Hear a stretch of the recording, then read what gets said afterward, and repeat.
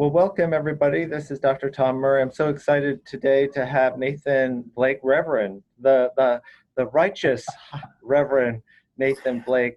Today, Ah, I'm just so thrilled to be having this conversation about God in the bedroom. mm. Nathan, one of my favorite jokes is the. Do you know why I feel so sorry for atheists? They have no one to call to during sex. Right.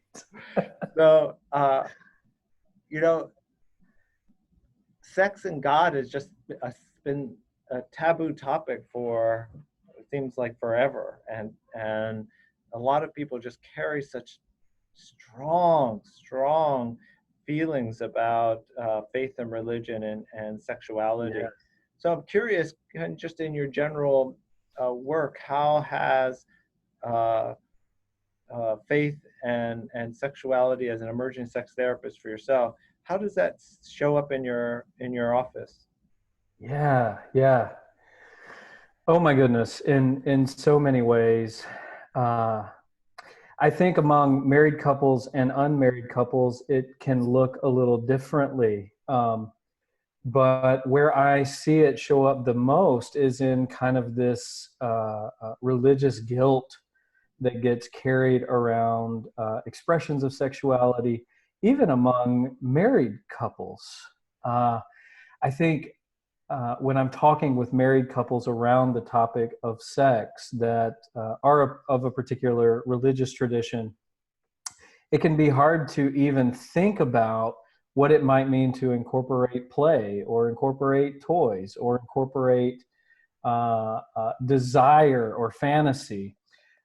Because depending on the religious tradition that you have grown up around or are involved in, there does seem to kind of be this separation that these are two worlds that are not meant to collide. Right. And especially among unmarried folks, if you come from particular conservative or fundamental religious traditions, there are specific beliefs around what sex looks like if you are unmarried. And so I think getting through that wall of guilt and taboo that can be associated with sex can be so incredibly difficult. And there's really, I think, really an art form to it. It is a process rather than a mere suggestion. Mm. And sitting with clients in this guilt rather than trying to push or force or be too suggestive, I think is quite an art. Mm. So, uh, how when does that domestication, really begin? You know, what are the stories that people talk about? Yeah. Well, I think it's hard to have this discussion at all without sort of setting this context of this difference between or relationship between religion and spirituality. And religion being sort of the corporate or sacred or tradition that your community has. Spirituality being your relationship with the divine or the universe or an energy or God or Jesus, whatever that might look like for you. And so I don't want to give a blanket statement that all persons who are religious have kind of this taboo understanding of sex. Good point. Yeah. But I do wonder about that relationship between kind of fundamentalist viewpoints and spiritual guilt, sexual guilt. There's a wonderful book by Griffith and Griffith called Religion That Harms, Religion That Heals. Mm. And one of the things they talk about, I wrote down a quote to bring, is that religion is at risk for harming people when it revolves around only its sociobiology and neurobiology, absent process of personal spirituality, right? So I look at this as sort of a developmental piece that if you grow up in a religious institution that really pushes the belief over the relationship with the divine, right? So So pushing the dogma. pushing the dogma, yes, yeah, Uh-huh, uh-huh. above the relationship with the divine. That's where I see the biggest rub. That growing up in an environment where you are taught to believe that uh, sex and sexuality is sort of part of your sin nature until a reverend gives you the check mark that you're good, right? Then that develops this attitude towards sex that I think is harmful as you enter into your marriage. How can you go from thinking that this part of you is sinful and bad and terrible and horrible to flip a switch? Okay, it's great and good because I'm in the confines of a uh, uh, a marriage. Right. Yeah. Uh, that I've heard a number of times of just this, I've been told my whole life growing up that sex was bad and evil and dirty. That not only that, but my own uh, sexual organs. So my Mm-hmm. body. So it wasn't Mm-hmm. just the behavior, but this part of me Mm-hmm. was also bad.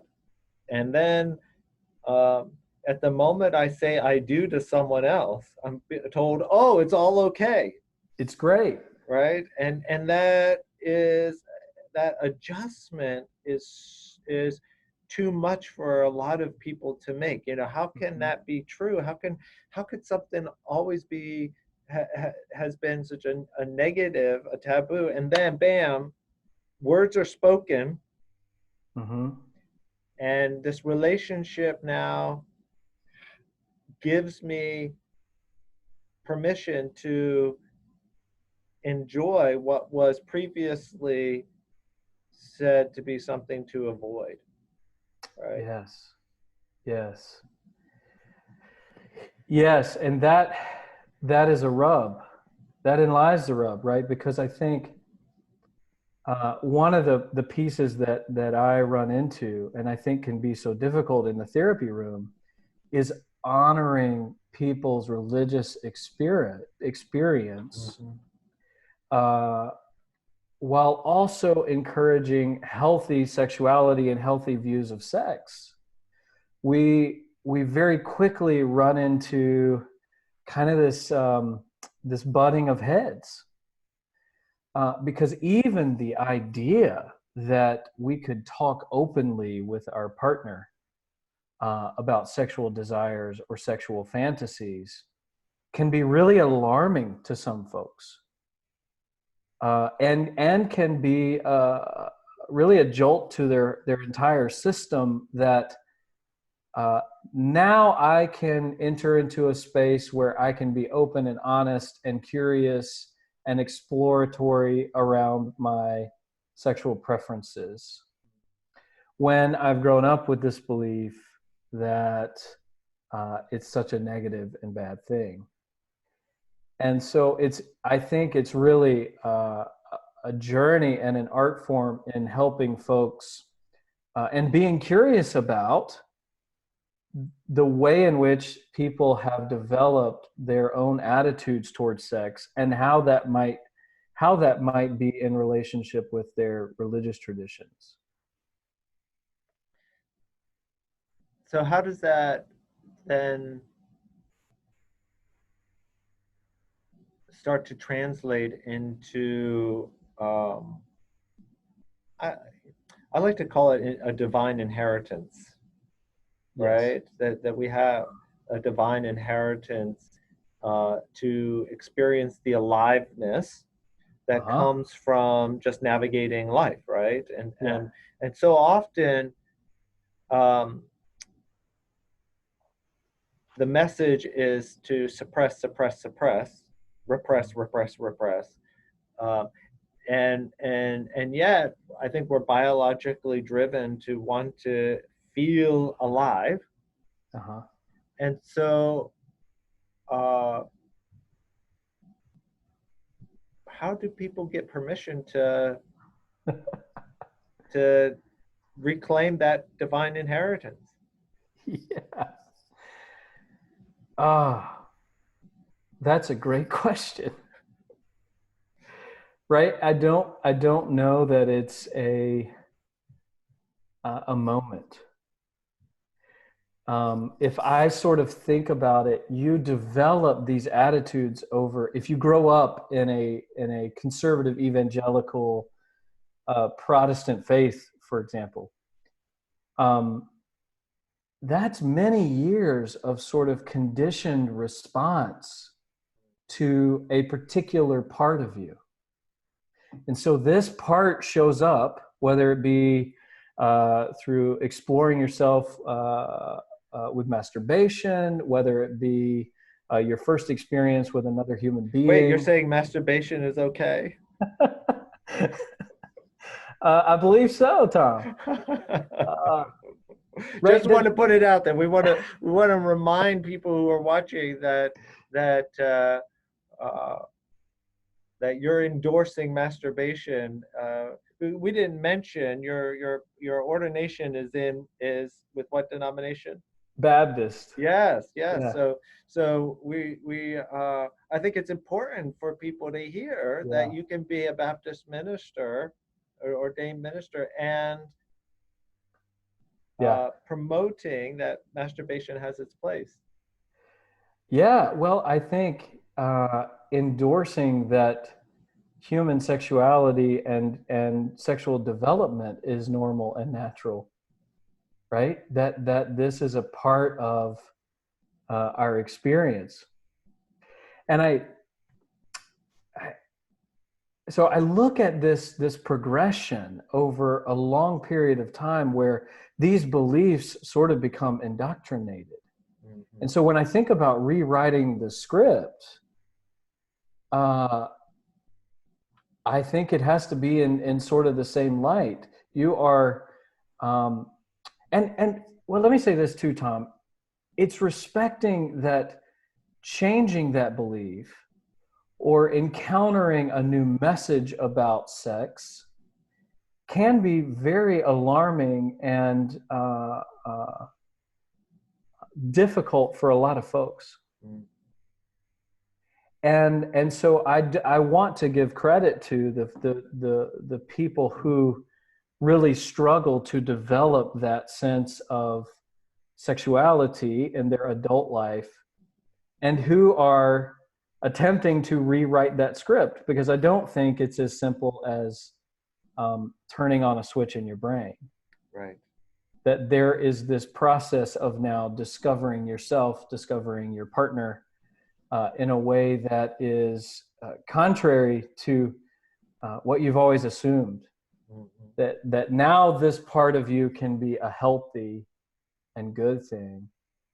And really, my passion around this has come from seeing um, colleagues as well as just, the news stories around more conservative, dogmatic faith traditions and the kind of sexual secrets that have been a part of those. And I would love to see research around that. I don't know, perhaps that's in my future. Yeah. Because I don't know the scientific correlation between the two. But as we look at these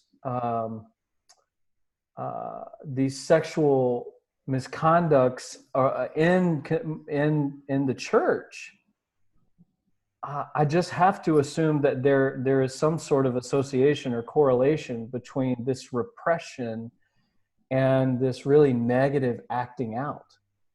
Mm-hmm. that again, uh, in my language, I would say that negative acting out is an attempt to experience the aliveness.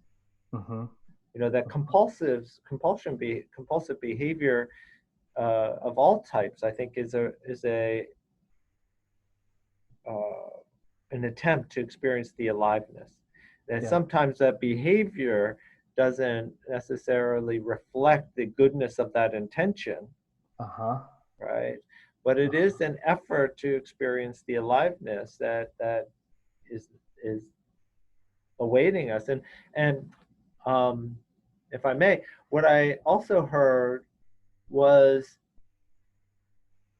an acknowledgement that there may be this echo of a history Uh-huh. of these messages, right, that have occurred and reoccurred over the course of someone's lifetime. There may be this echo of a history in which those messages are reverberating, and that may never go away. And it doesn't have to go away in order to have a much more positive relationship with one's own sexual expression. That those messages, that echo can still be there, and Yes. right, is that what I'm hearing? Yeah. Yeah. I mean, so in my practice, one of the theories that I use and operate under is called internal family systems. And in internal family systems, we often use parts language. And so when I think about that, those parts that block us from even entertaining Mm-hmm. uh, sexuality, um, that they need to be given significant attention and respect, right? That in order for these parts to change, we need to respect them and understand them. That at one point, uh, I mean, right? So if your belief is that um, that these parts are sinful in nature and that you cannot be close to God if these parts are present. And when I say these parts, Yeah. What do you mean I'm by meaning, that? yeah, I'm meaning like my understanding of my own sexuality or sexual exploration or masturbation or um, a sexual relationship with another human. That if we grow up with this understanding that this is sinful, uh, it is uh, it's understandable that a part of us would want to repress that. Mm-hmm. That if the belief is that this part of us limits our relationship to God, then it's understanding, we can understand that it served a purpose. Right. It was there for a particular reason. And so we're inviting clients, I think, into a space where the question I always entertain is like, what is the difference between your religious understanding of God and your experience of God? Oh, man. Yeah. Yeah, yeah. And how might the God you experience view your sexuality rather than the God that you sort of grew up understanding, this judgmental, uh, right and wrong God on a throne? How might those things be different? Well, I'm curious, Nathan, about your own transition, right? Yeah, Your own domestication through yeah, that process. How did you, if we can make this a little more personal, how did you make great. that? Uh, how did that evolution occur for you? Yeah. Well, so part of this has been from my own experience, and it can be hard, particularly because the people that were involved in this process are people that I really care about and love, and that are folks who gave me and provided for me really positive things throughout my youth. but messages about sexuality were negative. And so for me, it has been really a process through own individual therapy, through conversations with my partner. It really has been a process of how does the God that I experience differ from these internal messages about sex? And even as someone who an emerging sex therapist, as you call it, even as someone who's really interested in helping folks kind of unlock their sexual desires, fantasies, um, in light of their faith, uh, I still have those messages that swarm around, you know, and I think that is part of the experience that we are continually listening to that kind of internal mind chatter, and becoming more aware of what are the messages I'm receiving from myself that is limiting me from expressing or from fully accepting me as a sexual being, as well as everything else. And so even uh, it meant also, it sounds like, redefining not only your relationship with God, but those who uh, purported to deliver God's message to you. Yes, Is that that's right. right? That's right. Yeah. Yeah. Yes. Yeah. Yeah. I'm thinking of uh, in some situations, you know, I was fortunate in that I had really positive church experiences growing up. Although theologically, I'm in a different place. Um, I had really positive relationships that were meaningful, and it it is encouraging to know that you can have meaningful and loving relationships with folks who you also disagree with. Mm-hmm. Um, and so there have been really tough conversations with people that I care about who um, don't see eye to eye, that don't see sexuality in the same light that I do. But I think it's an invitation for dialogue.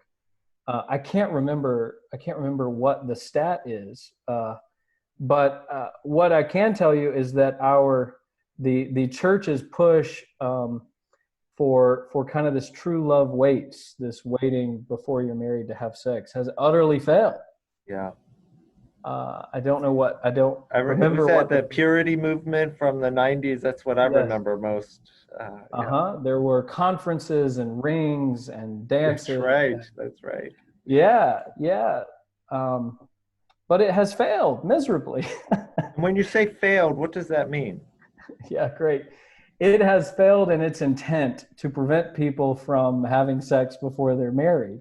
Um, And I think as I sat in a therapy context and sort of began to see behind the veil um, of what people were experiencing versus what their religious traditions were telling them they needed to be, mm-hmm. it began to really call into question, what are we doing for folks as the church if we're just encouraging them to hide things that are just really natural, right?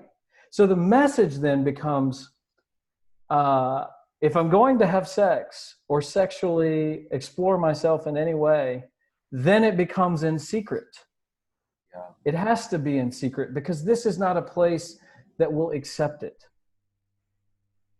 Uh, and so I think we've done a disservice to our youth in how we educate them about sex from the church's perspective. Yeah, it removes from it the conversation about what motivates most people to have sex.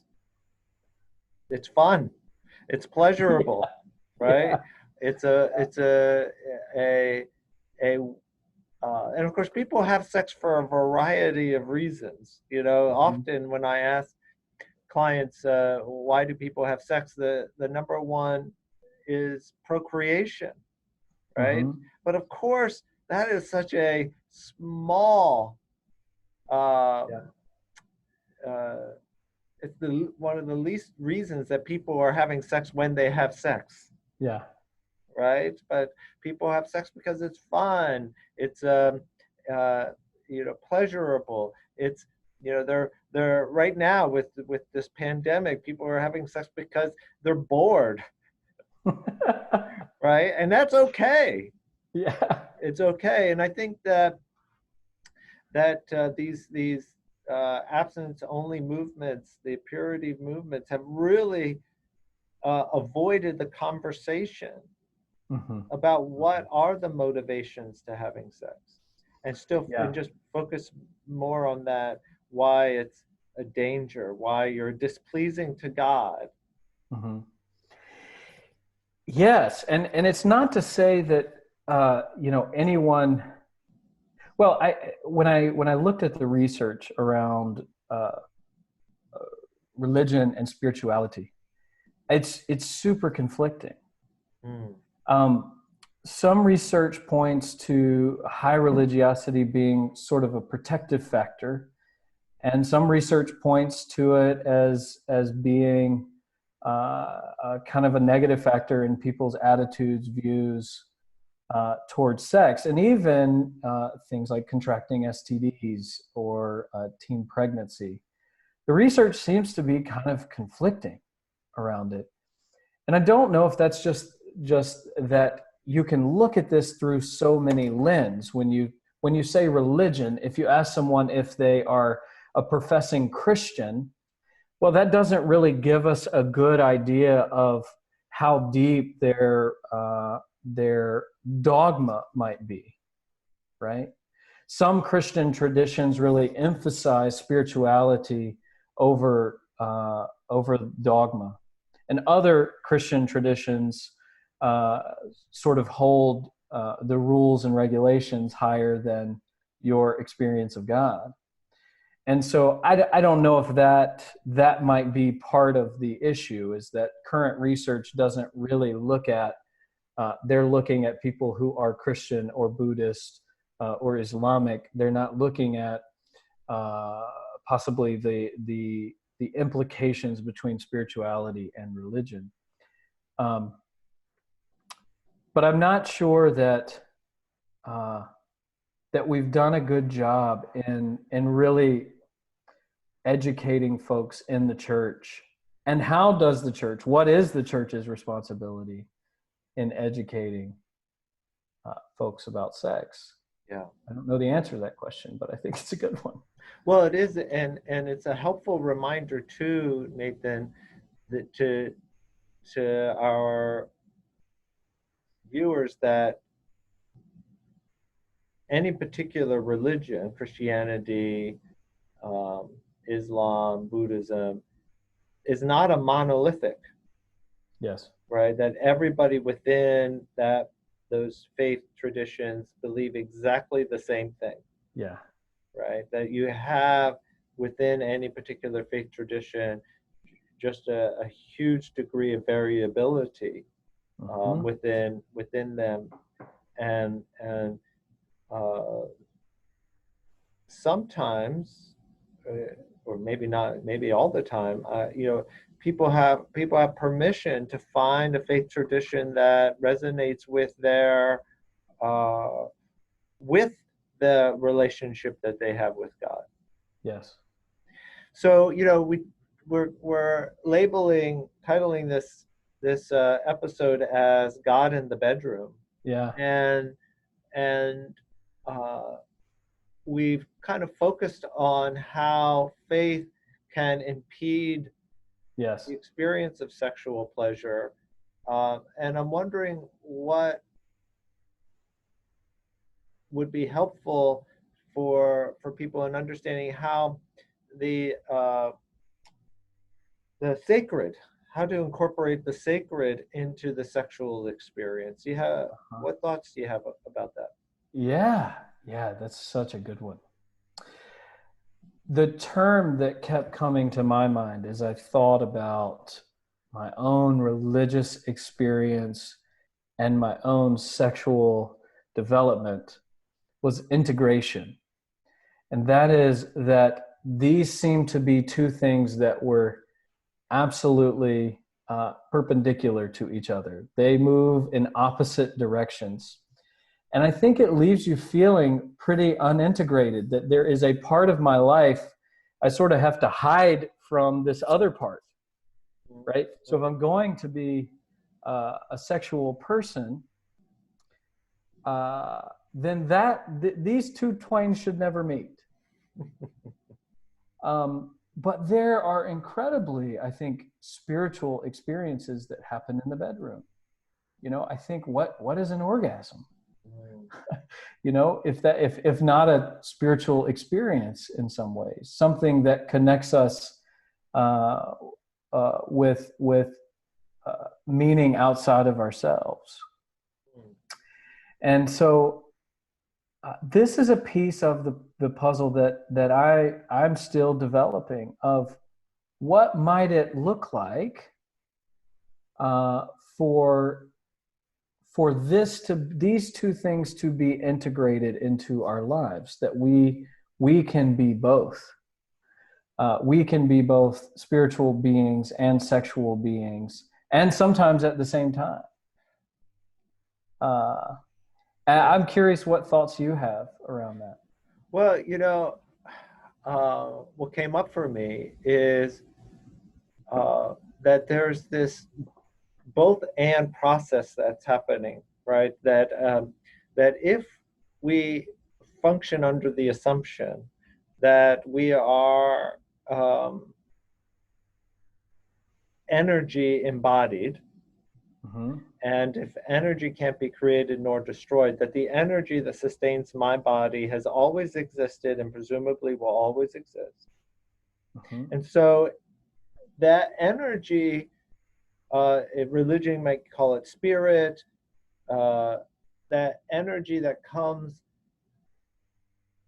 uh,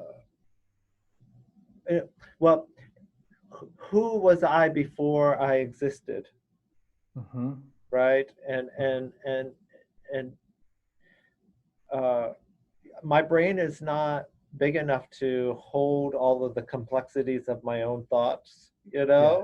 because I'm hearing myself nullifying as I'm talking at the same time, but Uh, that that we're being our beingness is being called to have experiences of form, right? This earthly experience, yes. while the form is being called to have a spiritual experience. Mm-hmm. So the my body is not who I am. If I cut off my arm, I am not less of me, Mm-hmm. right? If I cut off all my limbs, I am not less of me. Mm-hmm. So there's a difference between the the the me that I am and the body that I possess, right? The body Mm-hmm. is a instrument in transition, right? So I guess what I'm saying is that there's these processes that are happen simultaneously.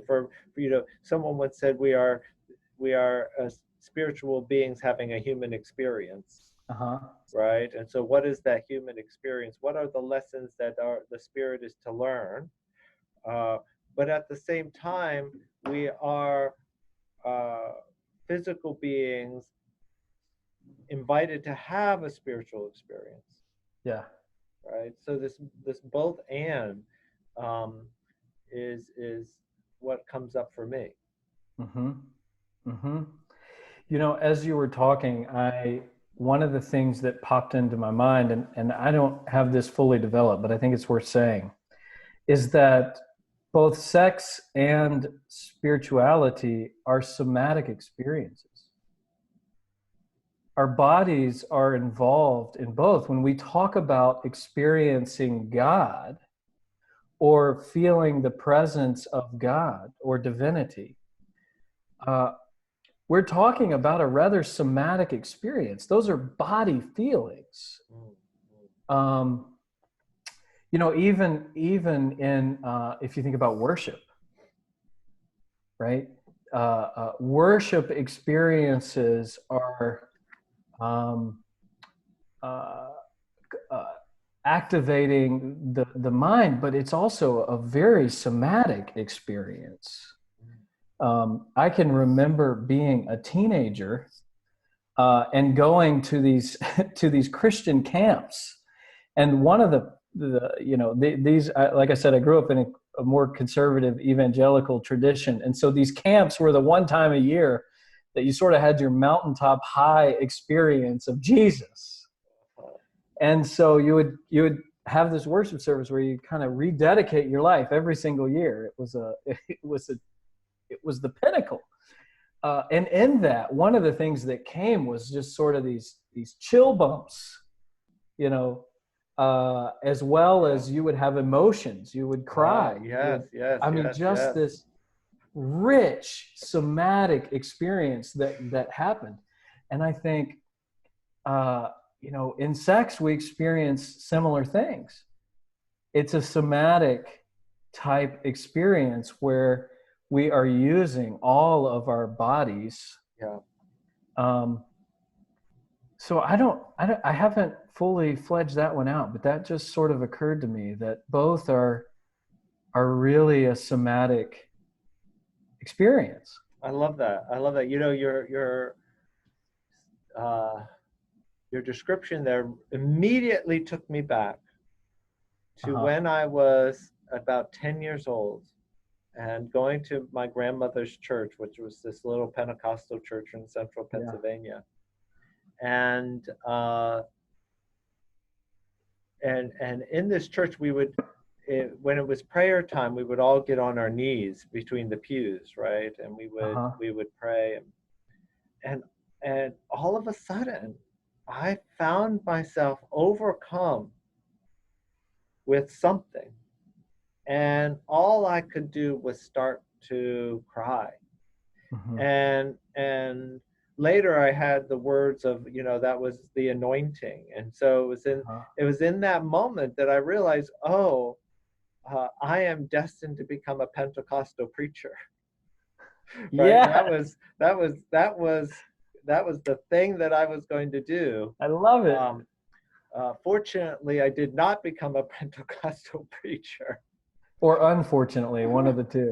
uh, what I did do is uh, become a therapist who uh, sees that our work is a spiritual process, right? And I love kind of the root of psychopathology, which, psycho comes from the Greek psyche, which means breath or spirit, and pathos being suffering, right? Mm-hmm. And isn't it, in my experience, is that people come in with various forms of spiritual suffering, Yes. meaning that they're blocked in how to make meaning out of their own experience. Yes.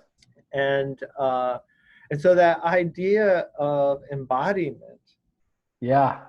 resonated with me because, at least from my theology, is that it's through our human experience that uh, the divine has the experience, Mm. right? And what do I mean by that? But Eckhart Tolle says it is when we become conscious, it's in that moment that the universe becomes conscious of itself. Uh-huh. In other words, would the universe exist if there wasn't consciousness to perceive it? Mm-hmm. That old idea, does a tree that falls in the forest make a sound if no one's there to hear it? If no one's there to hear it, yeah. If there's no one to perceive it, does it Does it exist? exist? Yeah. And so that somatic perception, that somatic experience, Mm-hmm. um, uh, uh, the spiritual experience can also be a somatic experience. Yes. Yeah. And I think when we talk about, when when you think about your experience of the divine, that's sort of where we go. This body awareness that I feel free, I feel lighter, I feel at peace, I feel calm, I feel connected. How does the term ecstasy fit in Mm-hmm. this? Because if I'm not mistaken, I don't know for certain, but didn't ecstasy, that term originally have a religious connotation? Maybe, I don't know. Yeah, I could imagine.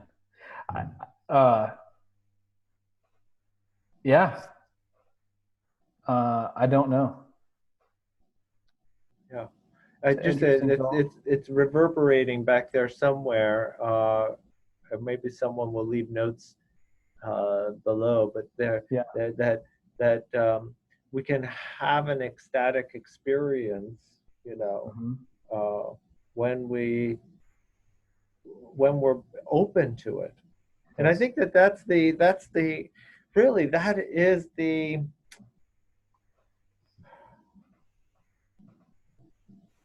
heavy cost and burden that a lot of our clients carry on a daily basis, Mm-hmm. is that in essence they're locked out of that ecstatic experience. Yes.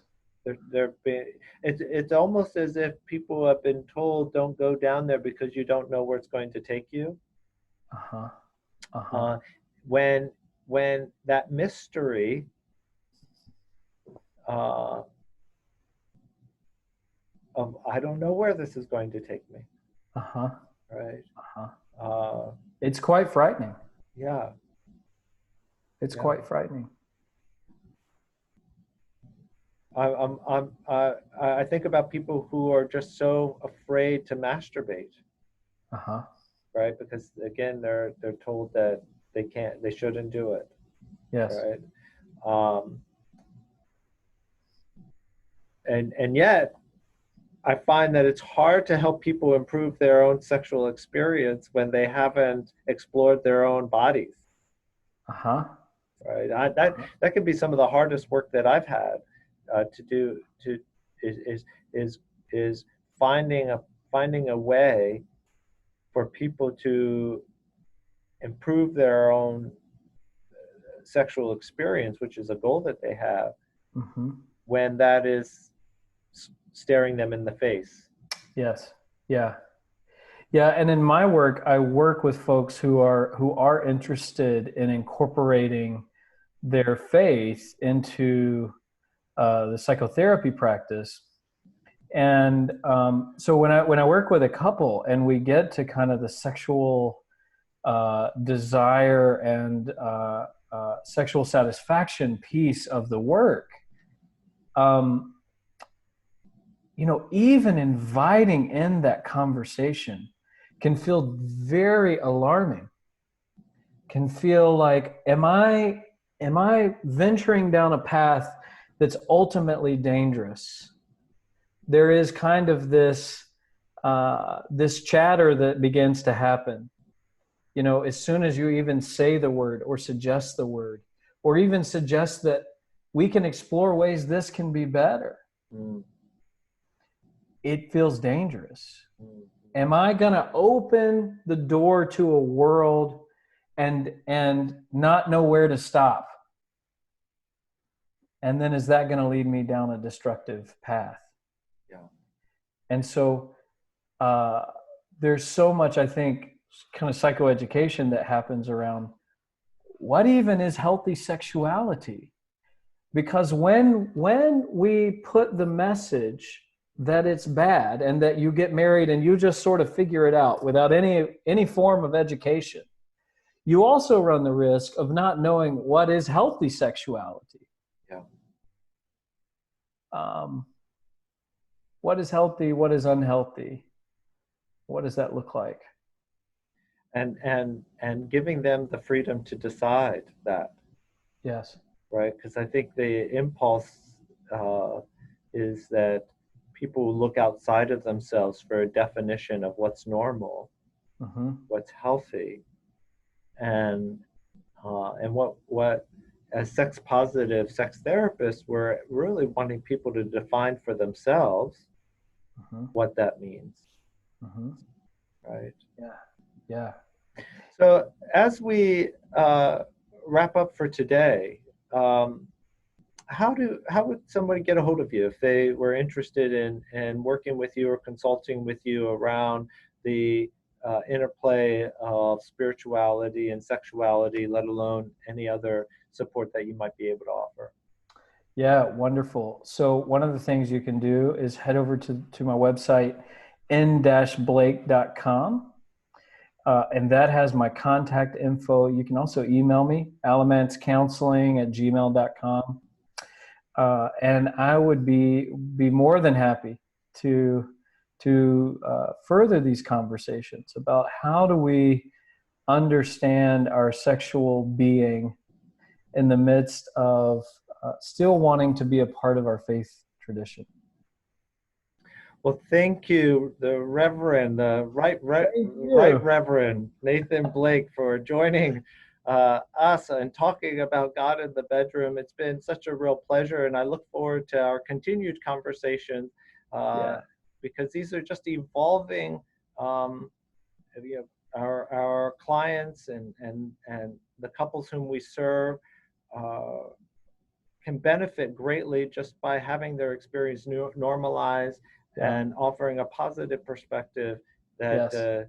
that honors their the human and the spiritual sides of them. So thank you Yes. so much for joining us. Thank you, Tom.